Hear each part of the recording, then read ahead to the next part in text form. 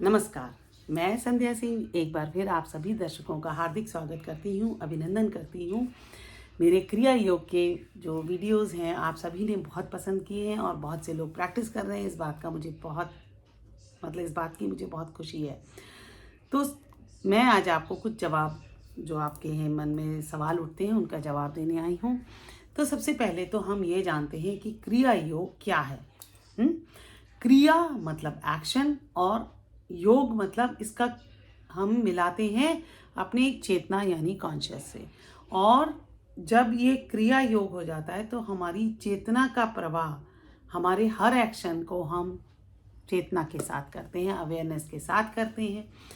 तो जब ये चीज़ें हम प्रैक्टिस करते हैं, इसकी शुरुआत हम करते हैं अपनी सांस पर ध्यान देने से कि हमारे सांस वाला जो एक्शन है उस पर हमारे चेतना के साथ हम सांस लें, अवेयरनेस के साथ सांस लेते हैं। तो जब ये करते हैं ये हमारा एक बेस बन जाता है। फिर हम उसके बाद अपने शरीर की चीज़ों पर ध्यान देते हैं कि जब हम सांस ले रहे हैं, छोड़ रहे हैं, क्या हमारी जब चेतना पूरी शरीर में, क्या वो जो सांस है, वो जो चेतना है हमारे पूरे शरीर में बराबर है। हाँ, दोनों तरफ लेफ्ट और राइट दोनों तरफ बराबर है। ये हम लोग इस तरह से करते हैं। तो अब ये हमारा हो गया कि हमने चेतना का प्रवाह किया।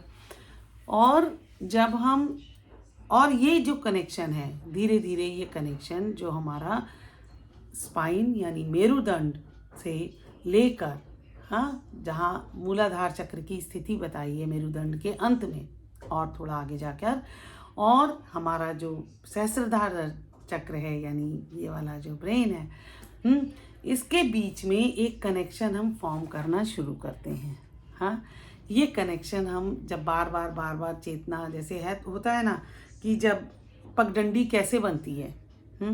मान लीजिए एक बिल्कुल मैदान है, उस पर आप बार बार लोग चलते हैं तो एक रास्ता बन जाता है।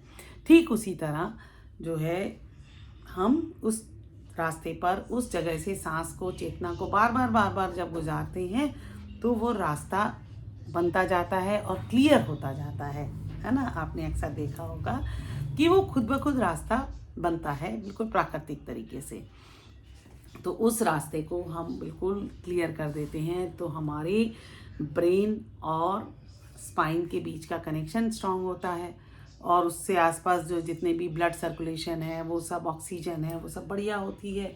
तो हमें एक अच्छे स्वास्थ्य की प्राप्ति होती है। और जब हमारे हर अंग में चेतना जाती है तो हर जो सेल है, हमारी हर कोशिका, वो चेतना से परिपूर्ण होकर हर चीज़ को सही ढंग से समझने की शक्ति हो जाती है। हाँ, तो जब रास्ता साफ हो गया, सब हो गया जो हमने बताया बार बार प्रैक्टिस से, तो वो जो हमारी चेतना हमारे उसमें हर सेल में आती है, हर सेल अपना पूरा रूप से, पूरी शक्ति से हमारे लिए मैसेजेस लेती है। जब वो मैसेजेस लेती है उसको हम छठी इंद्रिय भी कह सकते हैं, पर ये याद रखिए थोड़ा धीरे होता है, जल्दबाजी नहीं चलती। ठीक है। तो मैं इसी चीज़ को जब हमने ये सारा जो चेतना के कर लिया, अब मैं आपको थोड़ा सा वो भी बता दूं कि क्रिया योग के अभ्यास के लिए आपको कोई ऐसा नहीं है कि आप बिस्तर पर लेटे हुए हैं या आप नहीं बैठ सक रहे हैं तो आप क्रिया योग नहीं कर सकते, या आप कुछ जलंधर बंद है, कई बंद हैं, वो आप क्रिया योग कर रहे हैं वो क्योंकि आपसे वो नहीं होते। मैं आपको इसीलिए कुछ चीज़ें बहुत आसानी से बता रही हूँ कि आप सभी कर सकें।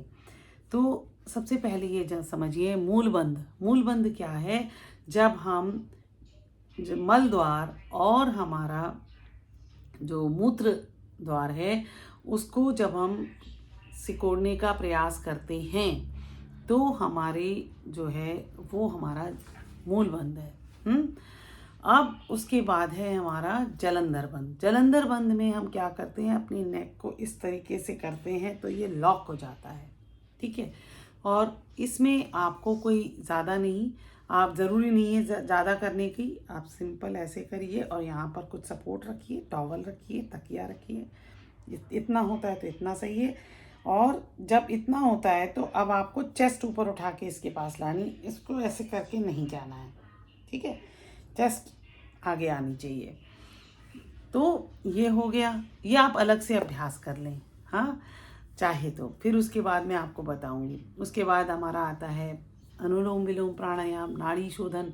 नाड़ी शोधन से क्या होता है कि हमारा जो लेफ़्ट और राइट का जो नाड़ियां हैं वो सही ढंग से बैलेंस होती हैं, और जब बैलेंस होती है तो सुषुम्ना में प्रवाह होता है, तो सुषुम्ना की जो कनेक्शन है वो हमारा स्ट्रांग हो जाता है। सुषुम्ना ही हमारे अतीन्द्रिय ज्ञान का सोर्स है। ये भी एक गहरी बात है खैर, कि जब तक हम लेफ़्ट और राइट होते रहते हैं तब तक हम सेंटर वाली जो मेन है, जहाँ से लेफ़्ट और राइट का ओरिजिन है, उसको नहीं कर पाते। तो अब हमने क्या करना है, सबसे पहले तो ये सारा जो अभ्यास है खाली पेट करना है, पानी भी ना पिया हो। तो मैं इसलिए सुबह का समय चुनती हूँ। तो मैं भी यही आप लोगों से भी यही सलाह दूंगी, क्योंकि अगर आप खाली पेट नहीं होंगे तो ये अभ्यास थोड़ा मुश्किल होगा और थोड़ा सा आपको डिजीनेस हो सकती है। अब क्या करना है, आप सुबह उठे, फ्रेश होने के बाद आप अपने बिस्तर पर तकिया हटा दें। तकिया हटाएंगे तो आपका जो सिर ऐसे होता है वो थोड़ा ऐसे होगा, हाँ, क्योंकि जो लोग ऐसे के आदी हैं उसको ऐसे करने में भी थोड़ा जोर है। तो धीरे धीरे अब आपने तकिया अपने सिर के नीचे का हटा दिया, और अब आप अपने हिप्स के नीचे तकिया रखिए। जब आप हिप्स के नीचे तकिया रखेंगे तो ऑटोमेटिकली जो है आपका जो ये चीज़ है ऐसे हो जाएगी। हिप्स के नीचे अगर नहीं रखना पसंद है तो आप चाहे तो अपने दीवार पर दो पैर को कर लीजिए, पैरों को दीवार पर लगा दीजिए, हाँ। तो उससे मेन मकसद ये है कि आपका ऐसे हो जाएगा। उसके बाद आप प्राणायाम या अनुलोम विलोम का अभ्यास करिए। अनुलोम विलोम के अभ्यास के लिए आप पहले जो है सांस छोड़ने से शुरुआत करिए। जैसे मैंने ये इसको ऐसे बंद किया और इससे सांस छोड़ी, पूरा आराम से छोड़नी, कोई ज़ोर नहीं, ऐसे नहीं, बिल्कुल आराम से छोड़ी। फिर आहिस्ता से ली, फिर मैंने इस तरफ छोड़ी, इसका बंद किया, इस तरफ से छोड़ी, फिर आहिस्ता से ली, ठीक इसी तरह। और याद रहे, जब हम सांस छोड़ेंगे तो हमारा पेट अंदर जाएगा, लेकिन सांस भरते समय वो पेट बाहर नहीं आएगा, इससे हमारा उड्डयन बंद लग जाता है, हाँ। तो इससे हमारा उड्डयन बंद का पर्पस क्या है उसको समझिए, कि हमारी जो कॉन्शियस है स्पाइन की तरफ ज़्यादा से ज़्यादा मूव करे, उस तरफ हो जाए। तो इस तरह से जब आप अभ्यास करेंगे तो आपको इसमें तुरंत आसानी से आपको इसमें अभ्यास में सफलता मिलेगी, हाँ। और एक और अभ्यास मैंने आपको बताया, वो भी बड़ा अच्छा है, कि आप सूर्य को सुबह उठकर देखने का अभ्यास करिए। कि आप सुबह उठे सूर्योदय के समय 10 मिनट तक, जब तक सूर्य लाल है, और वहाँ जाकर आप अपने ऐसी जगह पर खड़े होइए जहाँ से सूर्य आपको सीधा दिखता हो, कोई पेड़ वगैरह की छाया ना पड़ती हो, और उसको देखा और जल्दी से आंख बंद कर ली, ऐसे पलक झपकने तक देखना है, उसको आंख बंद कर लीजिए और 30 सेकंड तक बंद आंखों से उसी सूर्य को देखने का प्रयास करिए। तो धीरे धीरे इसमें 20-21 दिन लगेंगे। तो धीरे धीरे वो सूर्य आपको, जब आप सूर्य के सामने नहीं भी होंगे या सुबह या कभी भी दिन में, आप उस सूर्य को अपनी आंखों के सामने देख सकेंगे। इसमें 20-21 दिन लगेंगे और 10 से 12 मिनट ये सूर्य ऐसा रहता है मैक्सिमम, कि जब वो वाइट होने लग जाए, सफ़ेद होने लग जाए, उस वक्त इसको नहीं करना है, हाँ। और याद रहे, 1 सेकंड से लेकर 3 सेकंड, उससे ज़्यादा नहीं देखना उसकी तरफ, लाल है तब भी। तो इस तरह के अभ्यास आप करते रहिए। तो अब मैं थोड़ी सी बात करने वाली हूँ स्वास्थ्य के लिए, मैं क्योंकि नेचुरोपैथ भी हूँ। तो ये तो हमारा मन का हमने अभ्यास करा। अब हम शरीर की बात करते हैं। तो अगर आप रात को सोते समय 1 गिलास गुनगुना पानी पी लेते हैं, 1 कप, हाँ, तो आपको नींद बेहतर आएगी और आपका जो डाइजेस्टिव सिस्टम है बेटर हो जाएगा। और कई और चीज़ें हैं, जैसे अभी खांसी जुकाम भी है लोगों को, सीजनल है, क्योंकि कफ का समय है आयुर्वेद के हिसाब से, क्योंकि अभी सर्दियों के बाद अब ये कफ पिघलेगा तो हमें दिक्कत देगा। ऐसे समय पर आपको क्या करना है, अदरक लीजिए, अदरक का रस निकालिए और उसमें शहद मिलाइए और सुबह खाली पेट उसको लीजिए और उसके आधे पौने घंटे तक कुछ मत खाइए। तो ये मेरा स्वास्थ्य के लिए, आजकल के स्वास्थ्य के हिसाब से मैंने आपको जो सलाह दी है उसको मानिए। तो ये जो हमने क्रिया योग का अभ्यास किया उससे आपको कई चीज़ों में फ़ायदा मिलने वाला है।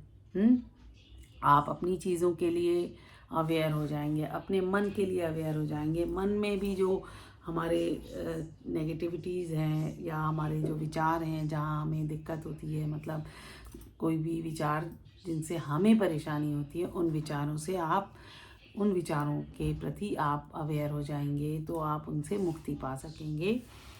तो उम्मीद करती हूँ आपको आज के वीडियो के बाद काफ़ी चीज़ों के आपके जवाब मिल गए होंगे जो आपके मन में डाउट्स होंगे। तो अभ्यास शुरू करना में देरी मत करें और इस अभ्यास को शुरू करें। मैं उम्मीद करती हूँ आप इस वीडियो को शेयर करेंगे ऐसे लोगों के साथ जो अपनी ज़िंदगी में कुछ बेहतर करने की इच्छा रखते हैं और चाहते हैं। और एक और बात बताऊं, ये जितने ग्रह हैं ना, शनि, गुरु और ये जितने ग्रह हैं, आप क्रिया योग का अभ्यास करेंगे तो ये सारे ग्रह आपके बैलेंस होकर आपको मदद करेंगे। आप बेहतर तरीके से उपाय लोग पूछने जाते हैं ज्योतिषियों के पास, इससे ये सबसे कारगर उपाय है, कभी आपका नेगेटिव नहीं होता। और इसमें आपको हमेशा जो है बेहतर तरीके से आप इसको कर पाते हैं। तो फिर मिलूँगी, तब तक के लिए नमस्कार।